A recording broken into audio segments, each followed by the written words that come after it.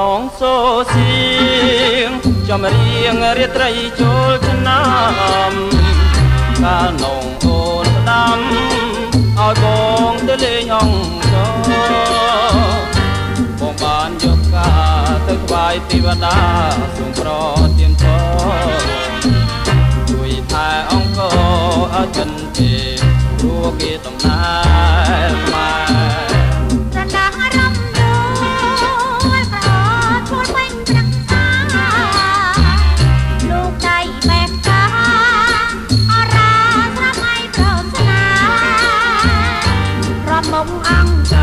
យន់ច្រៀងបានចោលប្រពន្ធលើខែ